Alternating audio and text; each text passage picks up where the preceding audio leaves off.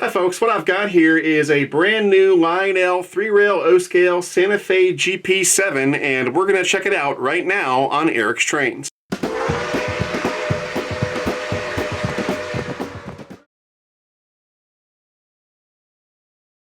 So for today's unboxing, we'll be using my Revolt Knives rotor. Kind of a cool little knife. So let's go ahead and crack this thing open.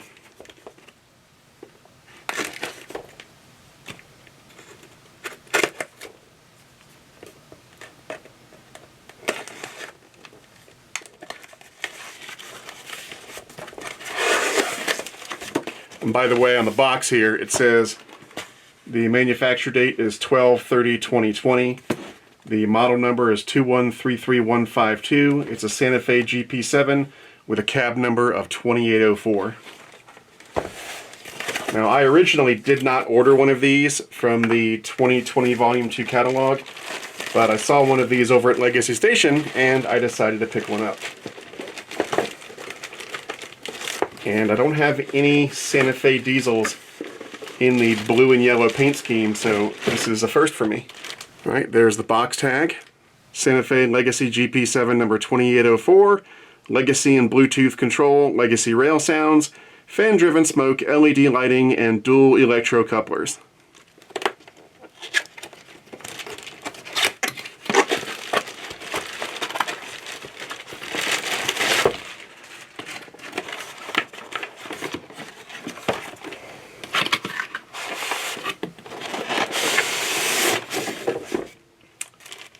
There's the instructions.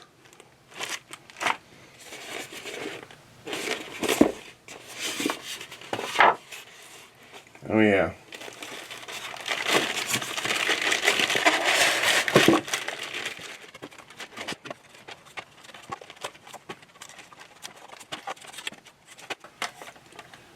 And there it is. Looks gorgeous. Like I said, this is the first Santa Fe diesel I have in my fleet that's got that yellow and blue paint scheme. And that's why I got it. So let's go ahead and get it on the track. Alright, so the GP7 was a 4-axle road switcher with a BB truck arrangement that was built by EMD beginning in October of 1949. Power was provided by an EMD 567B 16-cylinder engine, which generated 1,500 horsepower. The GP7 was the first EMD road locomotive to use a hood unit design rather than the car body design, and it proved to be more efficient than the car body design, as the hood unit cost less to build and was cheaper and easier to maintain, and it also had much better front and rear visibility during switching activities. A total of 2,734 GP7s were built before production ended in May of 1954. 2,620 were for American railroads, 112 were built for the Canadian railroads, and 2 were built for Mexican railroads. The GP7 was replaced by the GP9. As I said before, Lionel offered this model in their 2020 Volume 2 catalog, and these began arriving in train stores earlier this year in March of 2021. The retail price for this engine is right at $500, $499.99. They made 6 road names available for the GP7. They did a Northern Pacific, a Seaboard, a Texas and Pacific, a Maine Central, a Cotton Belt, and of course Santa Fe. The length of this model is just over 14 inches. The weight is 3 pounds 10 ounces. When tested, this engine demonstrated 2 pounds 8 ounces of pulling power, which is pretty good, and the minimum required curve needed to operate this engine is 0.31. Feature-wise, this engine has everything you'd expect from a high-end Lionel diesel locomotive. It's got Legacy command on board, Legacy rail sounds, a fan-driven smoke unit, LED lighting, and Bluetooth on board. When it comes time to operate this model, you've got 5 methods available to you. You can use the Legacy command system, which is going to be the best option because that will give you access to all of this engine's advanced features and functions. You can use Lionel's classic TMCC command system. You can use the Bluetooth connectivity in 2 ways, either with the Lionel Lion Chief app on your smartphone or tablet, or using the Lion Chief Universal Remote. And then finally, you can run this engine conventionally with nothing more than a transformer and some track. As you can see, this is a gorgeous model. The construction is a mix of die-cast die-cast metal, sheet metal, plastic, and brass. So for die-cast metal, you've got the couplers, the pilots, the truck side frames, and the fuel tank. The frame is sheet metal. Then you've got the ABS plastic body, and then all the detail parts are metal, like the handrails and the grab irons and the safety chains and so forth. All right, so the last thing we're going to do before we start this thing up is BFIMO, best feature in my opinion. And in my opinion, the best feature is the reason I bought this model in the first place, and that's the paint scheme. It looks great. I've never had any of the blue and yellow Santa Fe paint scheme in my fleet, and now I do, and I couldn't be happier. And with that, let's go ahead and crank this thing up. This is the dispatcher. Start up and hold. Over. Okay, let's get to work. Out.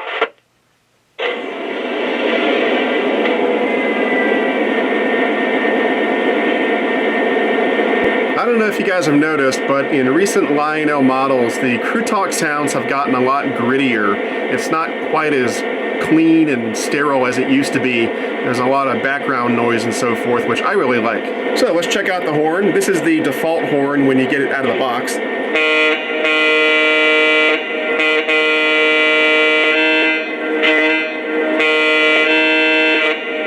And then you have an option of 4 other horns by using the aux 1 key and the whistle key. So here's horn number 2.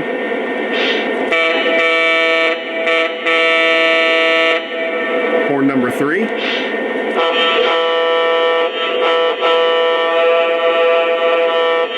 Horn number 4.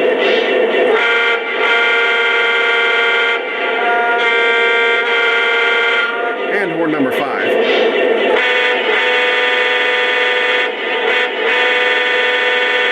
And back to number 1. They've also got 5 bell tones to choose from on the Legacy remote. So here's the default bell tone.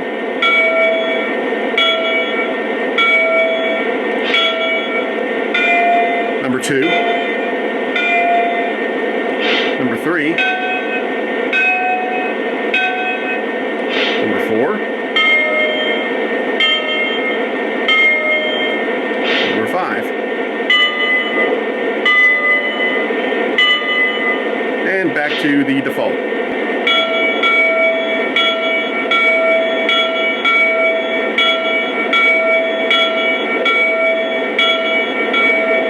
And by the way, just in case you're curious as to how I access those different tones on the Legacy remote, well, here's the Legacy remote, and to do the different horns, you hit aux 1 and pull down on the horn.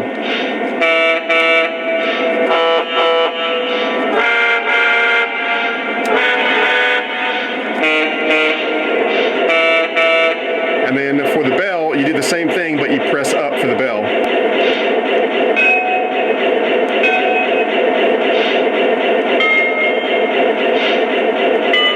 And finally, let's check out some of the Crew Talk sounds. This is the dispatcher. Please stand by. Over. Roger. Standing by. Out. This is the dispatcher. Take the green. Over. Thank you much. Cleared outbound. Out. My fuel's full. Out. Dispatcher. Stopped and ready for another run. Over. Roger that. You're on your mark. Dispatcher out. All right, now comes the fun part. Let's go ahead and move it out.